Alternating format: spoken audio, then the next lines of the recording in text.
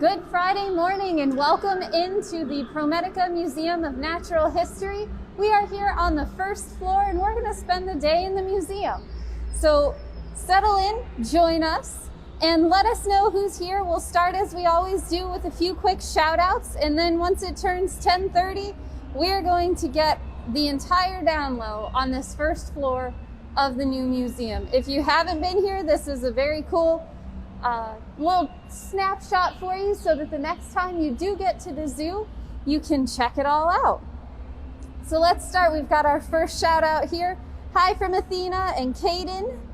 Good morning, you guys. Thanks for tuning in. And as we said, we are here in the first floor of the ProMedica Museum of Natural History. Hi, Max. Hi, Noah. Happy Friday to Theo, William, and Marcus. Hey, Anne. Hi, Kelly, who's tuning in with her 18-month-old twin girls. That's awesome. Hi, Mary in Goshen, Indiana. And good morning, Anthony and Esmeralda. Hi, Isabel, Colton, and Cassidy. Hey, Alex and Roland. Thanks for tuning in. Good morning, Paul. Hi, Mom. Always got to get those in. Hi, Tina. Hi, Catherine and Lily. So glad you guys are starting your morning with us. Hi, Charlie and Ben in Michigan. Hey, Callahan in Bellevue. Thanks for tuning in. Hi, Gage. We really love seeing everybody here and learning where you guys are from and seeing some of those names repeat each day and getting some new ones too. So very fun stuff. Hi, Ramsey and Gage. Hey, Connie and Link, Tiffany and Katie, Dominic and Stella, Zoe and Phoebe. Those are our morning shout outs. As we said, we are here in the first floor of the ProMedica Museum of Natural History. We're going to spend our Friday learning all about biodiversity, which is basically the variety of life in the world. So we have Graham here with us today, and he's going to give us the 5-cent tour of the museum. Obviously, we want you guys to be able to come in here and explore it when the zoo's open, so we're not going to give away everything. But we always start with our morning announcements. So first thing is Mother's Day brunch. If you're still interested in doing that, you got to get your order in by noon today at toledozoo.org/brunch. Don't forget, it comes with mimosas and a native plant. Also, the menu is up for next week's Meals on the Go. We're doing turkey and gravy and Stanley's kielbasa with sweet and sour cabbage. So check those out if you're interested. You can place your order now for Tuesday or Thursday. And we've added some additional add-ons. Now we're doing cupcake kits too. So if those are your thing, they're my thing. If those are your thing, grab those on your order too at toledozoo.org/mealsonthego. We also put out an e-blast this morning to our members. We're doing virtual yoga. We're calling it Namaste for Nature, and it's a 1-hour relaxation yoga led by Diana of Essence Mind Body Studio. It's going to be on Saturday, the 16th. So go to toledozoo.org/virtual to sign up for that. And don't forget, we are here every weekday at 10:30 for our live feeds, and our education department is still going strong, so check out all their offerings at toledozoo.org/virtual. All right, I think we got everything in there. As always, we have our donate button, and you can always hit toledozoo.org/donate to help sustain your zoo during this time. We appreciate all of you guys. It's been a lot of fun, and we got a lot more fun for you. So Graham, talk to us about this cool museum. All right, thanks, Kim. Good morning, everyone. My name's Graham Boyer. I'm the Associate Curator of the museum here at the Toledo Zoo. And I'm really excited to show off what, in my biased opinion, I think is the coolest building on campus. We just reopened almost a year ago. At the end of the month, it'll be our year anniversary of being reopened to the public after a 2-year renovation. This used to be the Museum of Science, and it went through a bunch of different phases. And now, as you can see with some of the preview shots before we get into the tour, we really revamped this and made this a really cool exhibit space again. Used as much space as we could to really bring guests through. And what we're going to see today is the first floor. We're going to see a lot of biodiversity, like Kim said, specifically to the Great Lakes and even more specifically the Ohio region. We're actually going to go back in time about 13,000 years ago. We're standing in what was formerly the Great Hall. It was a wide open space for all sorts of different events. We've actually gone in a time machine. We've gone back 13,000 years ago to the Pleistocene era. And this is pretty much when all of the glaciers in the Ice Age started to recede, started to bring back the greenery of life in the world. We have a large glacier wall where actually when we're back up and running, you can actually feel ice. You can really see and get a good feel for the fact that there were huge walls of actual ice that were pretty much populating this region. When they receded, you could actually see some of the striations or the grooves that it caused in rocks. And actually we have an example of that was sculpted out here. It's really cool. You can touch, you can feel it, you can explore it. You can also get real life examples of this stuff out at places like Kelly's Island. You can see a lot of different striations, a lot of cool rock formations there. And then this is also representative of how that greenery came back. So as the glacier recedes, it cuts into the rock, it smooths out the landscape, but it also gives ample opportunity with the warming temperatures, the wetness, the moisture, the exposed earth for plants to grow, and then for animals to move in. You can see a large representation of biodiversity up there on our rock wall. Now, a lot of our dioramas as well around this room are representative of individual megafauna from that era. Megafauna just essentially means large animal species. So what we're looking at right now is a very dynamic representation of a woolly mammoth mother protecting her baby woolly mammoth behind her from a saber-toothed cat. As we all know in the circle of life, hunting happens. Prey animals have to protect their young to help support their own bloodline. So this is a really cool thing about this museum. A lot of the dioramas, even though it may not all be live animal taxidermy or even skeleton reconstructions, they've been constructed in a way, these sculptures of prehistoric animals, in a very dynamic manner. You can see the movement even though they're standing still. You can see all of the actions that are being taken for their own individual survival. And I think that's one of the coolest things about all of the artwork done in here. So actually that's probably a good transition point. I'd like to talk a little bit about some of the artwork that you're seeing. The biggest thing is the sculptures. Anything that was a prehistoric animal, for me, it's not a skeletal reconstruction. It is 100% styrofoam, hard-coated and painted. All of this styrofoam was hand-carved by our friends at Graphite Design and Build. They did an absolutely fantastic job, some of the best artists around. Mm-hmm. And they made, like this stag moose right here, a prehistoric larger version of the moose that we might see up in the Great White North in Canada, or even up farther in the UP in Michigan.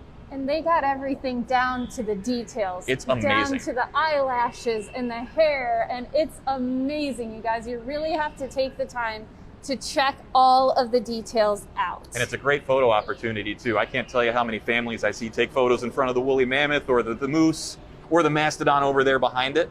Absolutely. And you mentioned that the sculptures are all the prehistoric animals. What about the taxidermy? That's a great question, Kim. So yes, like I said, all of the sculptures here are of prehistoric animals. They are no longer existent right now. However, each diorama is interspersed with examples of taxidermy. Because it's taxidermy, obviously those are formerly live creatures that we were able to acquire, which means that they are, as a species, alive and well today. So they are actually representative of either their ancestors who lived in the individual environments with these species of megafauna that we have on display, or animals that we know today and can link to a specific niche that we might have seen back in prehistoric Ohio. Because you're actually looking at like a great wide open plain here in this scene with the bison, mm-hmm. that obviously is no longer found in the wild in Ohio, but used to be in prehistory, as well as the timber wolf there. So you can kind of see, you might see animals that you recognize from other areas of the country. However, know that everything you're seeing right now was once, thousands of years ago, found in the Ohio region, in the Great Lakes region, which I think is amazing. I think that is so cool too. The other thing that I love about this museum are the atmospheric sounds. Talk to us about what we're hearing while we're in here. It's a great point. If you can hear any of this in the background, you might hear some bird noises coming from this diorama we're looking at of the giant ground sloth and the short-faced bear. You might hear a mammoth stampede happening in the background too. All of this is part of our effort in this museum to immerse as many senses as we can. Not only do we want to see something really cool as a diorama or even a live animal exhibit, we want to hear it. We don't want to taste it. That wouldn't be very good for a zoo setting. We might be able to smell something. We might be able to touch something. There's a lot of interactive in here too, which we are wiping down daily and sanitizing and making everything safe for workers. But there's a lot of opportunity to explore. So we've actually recorded, I should say the folks at Graphite Design and Build have gone out and recorded live animal sounds. Obviously, we can't go back in a time machine for real, go back 13,000 years ago and find a mastodon stampede. However, they were able to record pretty concurrent sounds that would match up pretty well and really give you that immersive experience, almost like you stepped into that area 13,000 years ago. Absolutely. And we are looking at the American lion, which in addition to the saber-toothed cat, many people don't realize that there were large felines here in Ohio. Absolutely, that's correct. Nowadays, you might only ever hear, maybe even farther north than us, but maybe rarely in Ohio, bobcats, tigers, not tigers, mountain lions. And they're not the largest of cat species in the world either. The American lion, however, as far as we know from skeletal and fossil reconstruction, was the largest feline carnivore in recorded history, even larger than the Amur tiger, larger than the African lion of today.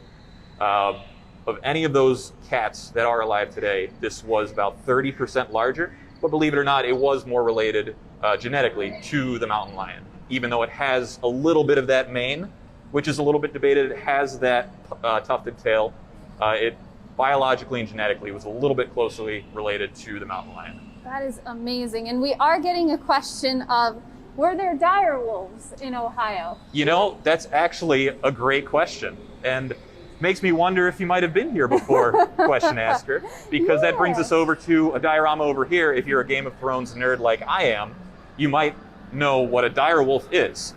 Believe it or not, those were actual real life animals that lived in prehistory. They are extinct today.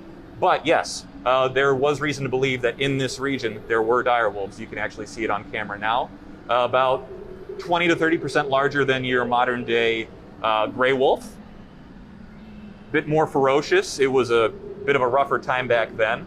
And they would feed on just about anything that they could get their hands on as far as prey animals go. Anything large as elk, caribou, deer, all of their ancestors, any sort of ungulates, which are essentially, in simplistic terms, grass eaters with hooves. Yes. Even smaller animals, if they could catch them, something smaller like a snowshoe hare, if they were fast enough to get one, some birds. But yes, they were very ferocious predators. They thrived a little bit more in the colder weather when things warmed up. Other animals came up as well. They didn't do so hot. So they are definitely extinct today. And just so we make sure we hit all of the different dioramas down here, talk to us about this giant beaver. I think modern day beavers are relatively large. If you see one in the wild, you're a little bit surprised. I've actually seen one out on Lake Erie myself. And they have large flat tails. They have big old chompers that they can use to eat away at trees and cut them down and use them for their dams. As you can see, this guy does still have big old chompers, but if you can get a scale, this guy's probably, his head to actual body size, 3 to 4 feet long. Yeah, about huge. 4 times larger than a modern day beaver. What's also interesting is scientists are still trying to determine why it happened this way, but prehistoric giant beavers had more of a rat-like tail, more of a rounded worm-like tail. It was covered in skin, whereas modern day beavers have those flat slapping tails. So it's a very interesting concept to try to figure out why that change might have occurred. That is so cool. And we want you guys to know, don't just take in all of these amazing dioramas. Believe me, you can just walk in here and be mesmerized by their size and the details, but take the time to read the graphics, to learn all the different facts. It's so very cool. And each diorama has one of these graphics on it, so you can actually see everything that you're looking at. It will tell you all about the animals featured, the plants featured, and where everything is, so that you can answer all those questions. So this is, as he said, Ohio after the ice. And before we leave here, Graham, let's look up. What's up there? It's huge. So that is called, its scientific name is Aornis incredibilis. We're not really, the scientific community is not quite sold on a common name. Some people might call it the giant condor. It's not quite a condor species, but it's obviously, you know, it looks very similar, so that's why people latch onto that. It's very easy to describe that way. This sculpture itself does not actually do justice to what scientists think the fossil record dictates. They think that it could have had wingspans up to and even exceeding 18 feet in length, wow, which far and away exceeds the largest flighted bird on Earth currently today. Absolutely. All right, we got back up though. Dominic wants to know, what's the animal next to the beaver? That is called a Woodland Muskox. So it's almost similar to a bison. You won't see any muskox really anywhere close to this region nowadays. But it really thrived in low forested areas, as you can see in the diorama here. Tall grass, low forest, bushes, and small trees. And it was almost like, if I had a good metaphor for it, it would almost be similar to a modern day wild cow species, even a wild bison in the mountain time zone area that you might see. Sure. Relatively docile in the wild, definitely an herbivore, a vegetarian, if you will. But it definitely fulfilled an ecological niche in grazing, in providing food for other predators, for anything that a bovine species might actually provide for in today's world. Very cool. All right, guys, we're going to move into the next room over here. And I always say this reminds me of the movie I saw as a kid, Honey, I Shrunk the Kids. I think we're dating ourselves a little bit, Kim. I think so. But everything in here is how big? So, like Kim said, imagine we've shrunk down in size at least 50 times our current size. We are now tiny. We are the size of a beetle essentially crawling on the floor. We have gotten back in our time machine. We're back in modern times. However, our time machine malfunctioned and we have shrunk. We are now tiny. We're teeny tiny. We are teeny tiny. And we're on the floor of an oak forest. Absolutely. Right? Just if you went out to any metro park, Wildwood, Oak Opening, Secor Metro Park, and you started walking around the woods, these are the kinds of things that you might find if you look for them carefully enough. And that's exactly what we wanted to highlight in this room, because we think that we do have a great biodiversity set in Ohio, even locally in Toledo and Lucas County. But a lot of it is so small, you don't really get an opportunity to see how cool it is unless you really know what you're looking for. And we're hoping this room helps highlight that. So you can see a lot of sculptures around the room, similar to the ones out in Ohio after the ice. They are just that, sculptures. There are not toads that are this large in real life, I promise, for anyone scared of frogs or toads. Or spiders behind us. Yes, there is a 6-foot leg span wolf spider behind us. I promise they don't get that big except for in horror movies. And I have to tell you guys, the details, again, so amazing. They even made the hairs on these spiders, and they're like 3 to 4 inches long. It makes it really, really creepy. Which is a good thing. I think that's what they intended. Yes, absolutely. So in addition to the big sculptures in here, the toad, the snail, the snake, the spiders, we also have actual living things that you can see in here. Talk to us about what's in here. Now that's correct. And actually you triggered the first thing I'll talk about. Again, in the spirit of interaction, there are motion sensors here that do trigger when you put your hand or your face over it to look around. We want to encourage exploration in regulated areas. You know, we want you to look under a rock. We want you to find that potential ringneck snake somewhere. It's right there in the bottom left corner. You can see its head there. And as Graham said, we hope you can hear. It sounds like it's moving towards us. So this is just one of 6 examples in here. We have snails behind you. They each make individual noises of what we think they might look like at a, not a microscopic level, but one much smaller than ours. So it's almost encouraging us to go back to our roots, going playing in the woods, looking under a log to find a snail, exploring in a small stream to find a crawfish. That's what really is going to get anyone young and old excited about the local environment, not only protecting it and saving it, but learning about it, getting excited about it. This hands-on opportunity, I think, really promotes that idea. Absolutely. And I love the giant blades of grass and the giant leaves in here too. And many of you will recognize the little helicopters, seeds. Look at how huge. If that doesn't give you perspective, I don't know what will. Exactly. All right, we want to keep this tour moving though, so we're going to keep on going. And we are now in a little foyer area. If you guys have joined us before, we've gone through these doors into the prairie exhibit. And we've also come in here into rivers and streams and done the sturgeon touch tank. But there's more than just sturgeon in here. That's true. Talk to us about these little interactives. I love these. And the little touch pool over there too. Sure. So, like Kim said, not only is this room just about the sturgeon touch tank, granted it is super cool to be able to actually touch one of these guys. However, there are a few other exhibits in here. We're actually heading over towards what's called the Hellbender exhibit right now. A Hellbender is also affectionately known as a snot otter. It is one of the largest salamanders in the world, and it is home right here in Ohio. I don't know if you can get a good angle of it, but it is straight back. He blends really well in with the rock.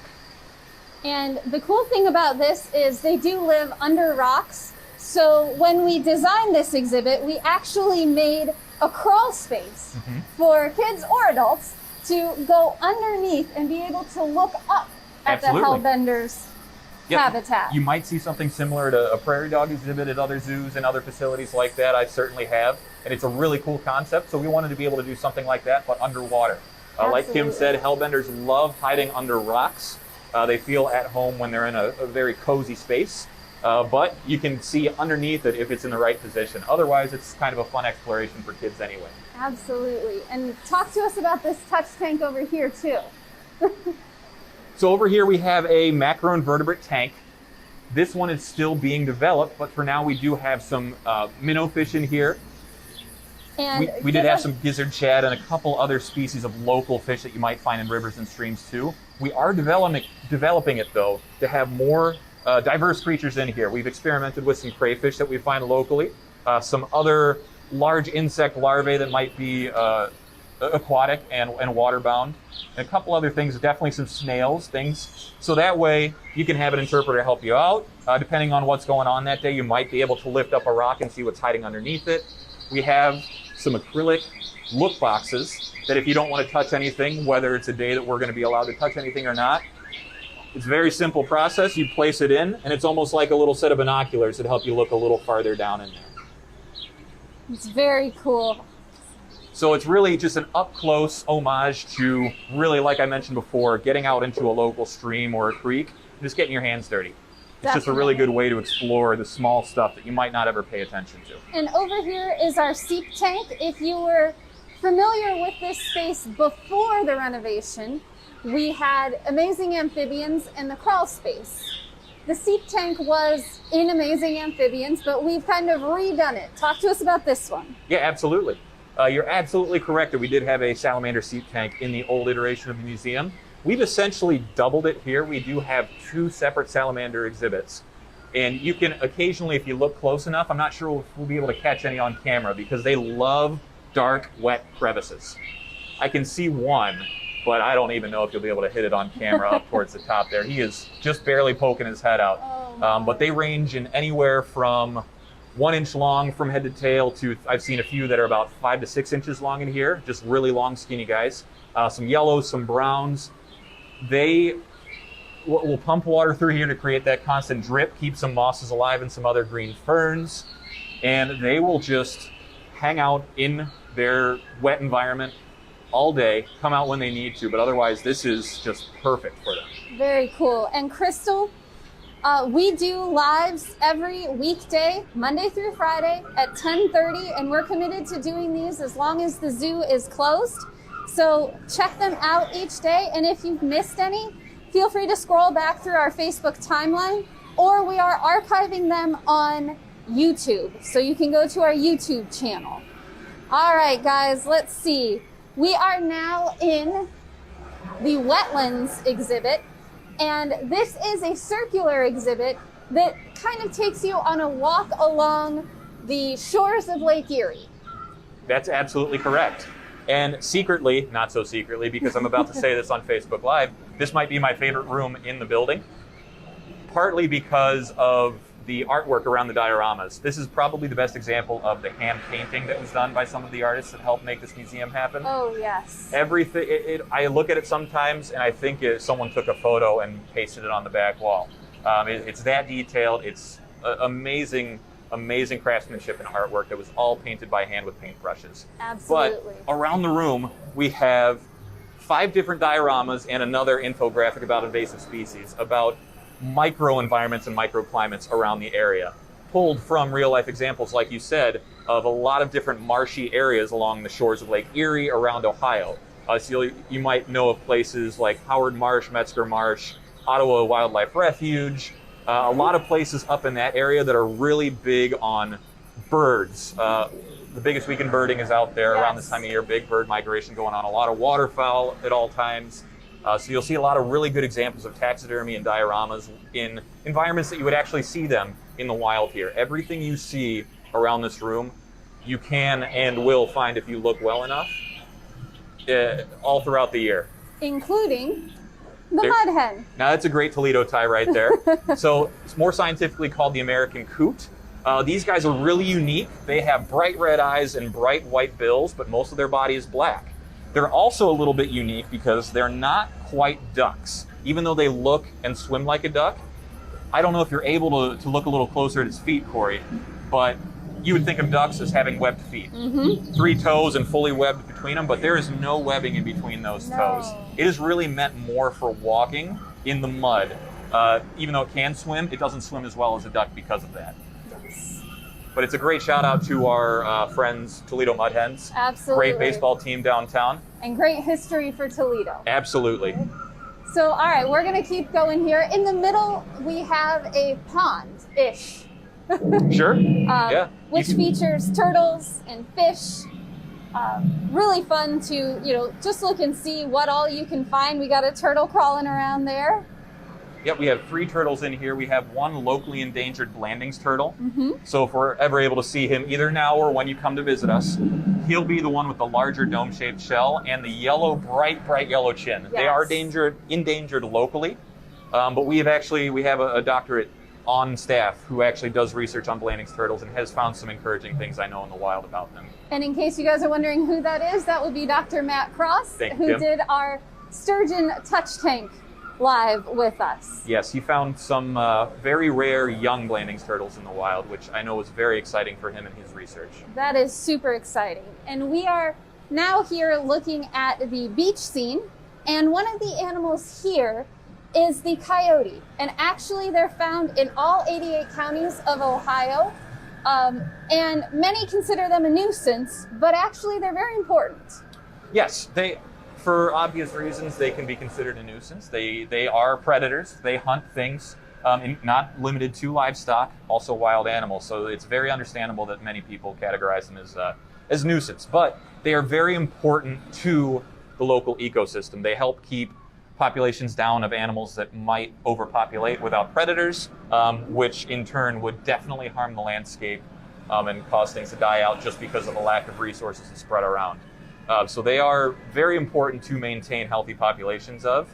Yes, you can still definitely protect your own property, no problem there, but they are very important to our wildlife ecosystem here around Ohio. Absolutely. And as you guys can hear, the sounds in here are amazing too. You can hear the waves crashing along the beach. You can hear the gulls flying over. It is so very cool and actually really relaxing. It is a little bit. It lulls you to sleep sometimes. But I'll tell you what, not only do you have these ambient sounds, but you can almost control some of your experience as well with sounds in here too. Again, speaking of interaction, each of these dioramas has 2 lit up buttons on the wall. Each one controls a single, mostly bird, but sometimes another animal's sound. So we're pushing right here. This is going to be the snow goose. Hear that honking in the background. Yep, and it even helps, it will light up the animal that you're hearing so that it gives you a better idea of, exactly what's going on. Sure, if you don't have time to look at the guide map, you might not be able to find the exact species that you're looking for just right there at that point. And this one I think is so cool because it really gives you the flow of the water without anything moving. Yep, this is our open water exhibit. A lot of people think that even birds, birds fly and they swim, they think that they really need to be tied to land. But there are definitely certain species of birds that will spend the majority of their lives either in the water or in the air and not really need to go to land. Obviously they would need to nest, but that's really about it. You have a dynamic example of an osprey catching a fish off of a wave. you have some other really cool duck species as well. The bufflehead off to the left, which I know we've actually been seeing in the area. I think their migration period was about a month ago. They have really, really cool, tall, flat heads with really bright colorations that are really cool to see in the wild. These are just beautiful birds, so definitely take the time to check all of that out. And then the underwater exhibit. I love this one because it really gives you the different levels at which fish swim, Sure. but also the sizes. And we gave a shout out to the mud hen, so we want to make sure we give our shout out to the walleye too. Absolutely, absolutely. So we do have walleye in here as well. Obviously, the highlight here is our giant lake sturgeon. Mm-hmm. We actually were able to use that guy for one of the search and release events, so it's really cool we were able to repurpose him as well in an actual dynamic diorama. But yes, we wanted to shout out the walleye. We really wanted to tie in some local friends of ours that do great things for the community as well. And Graham and I are both big hockey fans, so Absolutely. we want to make sure we get that. And we can't wait until their season starts back up again. Absolutely. Definitely. All right, guys, we got one more diorama in this exhibit to check out. And this one is really probably the least known. I would say you're right about that. It's a really, really, really unique one. And it's called an Alvar. And unless you're really involved in the industry, you may not know what an Alvar means. Essentially, it's going to be a very rocky area, and where the vegetation comes from is very low-rooted plants and algae, and you see a lot of mosses and lichens grow up on the rocks. That provides a lot of the greenery that helps sustain a lot of the other life that's going on, to help get the flowers rooted on there, hold their root system well, and really hang on for dear life.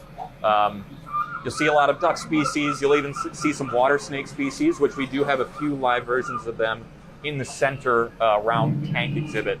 And they're really cool to see swim around or sunning underneath their heat lamp.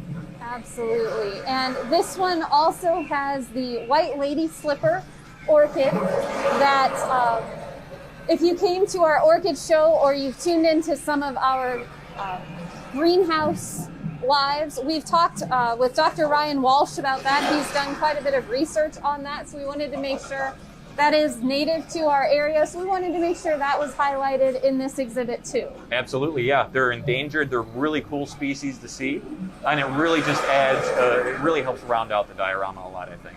Absolutely. And Rebecca says you could spend all day in the museum looking at so many things. Rebecca, you're and not learning. wrong. This was only the first floor, and on the second floor, you branch out into a little bit more global biodiversity, some really cool, unique animals that not a lot of other facilities have on display. You can spend hours and hours here if you really want to take it all in. Absolutely. And that does answer Ainsley's question from earlier of what's on the second floor. So Ainsley, we know you've tuned in previously.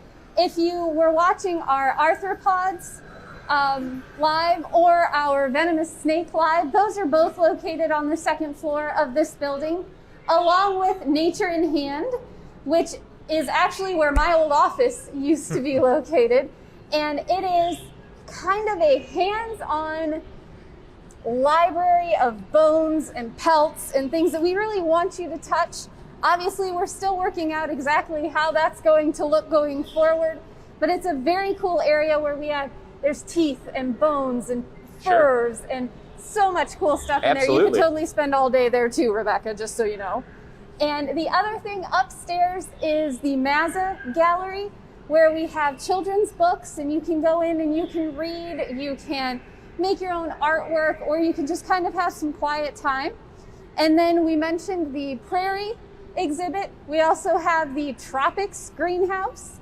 And then there's what used to be the indoor theater. And I know you worked really hard on restoring the old cases that are in there. Talk to us about those for a moment. Sure. So we actually had a lot of historic WPA era display cases. It's a wood frame. It was refinished to look like it did when it was first built in the 1930s, which we do have photo evidence of. Yeah. It's really cool that we still have these structures to actually use and view. Not sure how well we're going to be able to see them in here today. Yep, we'll give it a shot for you guys, though. But otherwise, we have a giant historic collection of artifacts, both zoo-related, animal-related, as well as not zoo-related at all.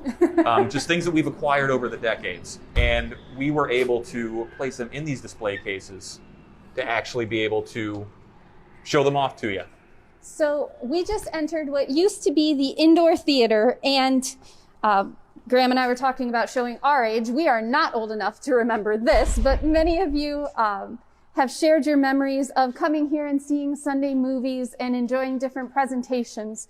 Obviously, it looks similar.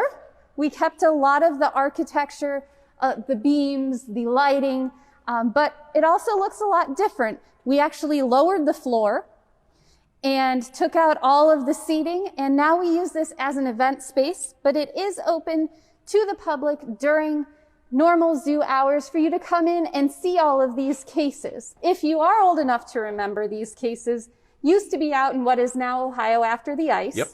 And as Graham said, we restored them, and Graham and a team of others went through all of the artifacts that were found in the basement of this building and picked out some themes to go along.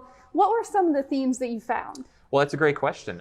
We were pretty much catering to the collection that we had. We didn't come in with an exact plan, but what I found is we really did have a lot of items that were relevant to the zoo's history, whether it was our zoo or the zoo industry in general. Those are on the other side of the Great Hall. The side that we're on now is really just more really cool curios that I had the opportunity to just select myself. I thought some of this stuff was really cool, either highlighted cultural items, different cultures throughout the world, different times of history, advances in technology. We're looking at different types of weapons right now, from prehistoric wood and rock weapons all the way up to forged metal and firearms. It's just so many random things that you would have never expected to find in a collection that we were able to A, find, and B, start to and are still in the process of learning about. Absolutely. And as you said, then the other side is more focused on zoos in general and our zoo specifically. The first one down there is one that a lot of people remember. Talk Sure. to us about Cecil. So we had a very curious sea lion incident, we'll call it. Back in the day.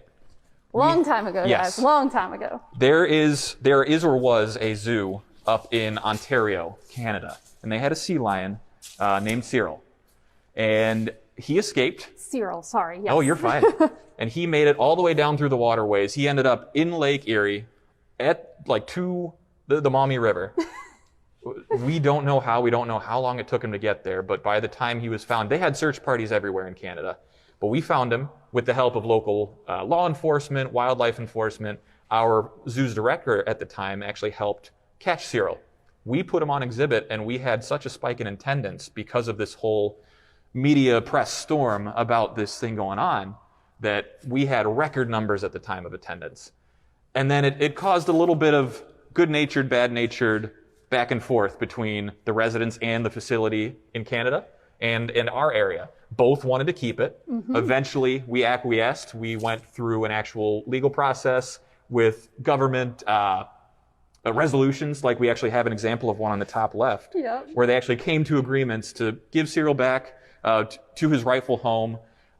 We were able to kind of go back and forth with each other, but we still hold on to a little piece of history with Cyril. There are more details here in the story that we typed out. And that is so cool. And then some other things that we have here. Many of you might remember the Jungle Room. Used to be an exhibit that we had here at the zoo. We have a lot of historic veterinary equipment.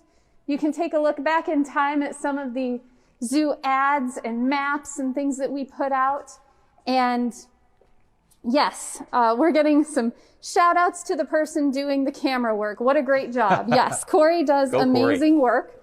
And one of the things that Corey created, which isn't on right now, but normally when you come in here, there is a video playing that kind of talks through the zoo's history and how we have grown and changed and evolved with the industry and with animal care. And it's very cool. So make sure you guys check that out. Many of you are appreciating Corey's work, so definitely come and see that. So we have taken you through most of the first floor of the museum.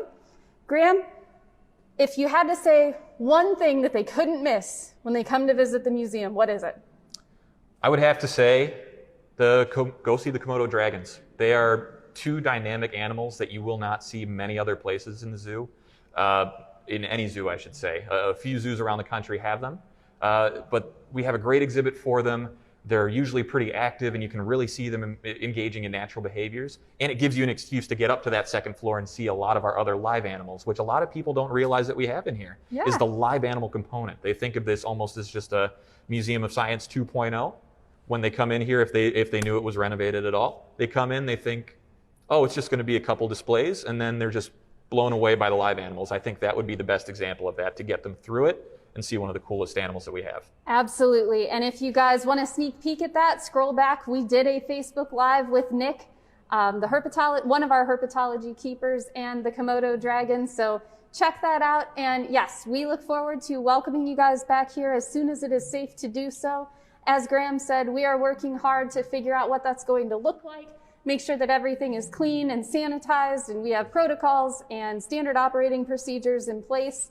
But we're looking forward to it. We know from the comments here that you guys are definitely looking forward to it too. So stay tuned. As soon as we know more about when the zoo is going to open and what everything's going to look like, we will absolutely communicate that to you guys.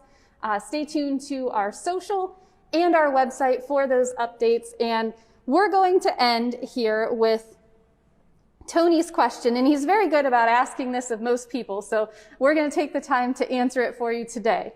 Tony wants to know, Graham and Kim, what is your favorite part of your jobs? Graham, I'll let you go first. That's a great question, actually. I love getting to spend time in this building. Like, I hope it's come through in this Facebook Live feed, but there are so many cool things in this building, and it keeps me busy trying to help curate this building, to keep everything to ship shape. I get to learn about so much over different time periods and different biological areas. I'm learning something new every day. So just being able to be in this building and learn about the rooms and the items that I actually have curation over. That is so cool. And Tony, I know you have asked me this before, so I will take the time to answer it for you today.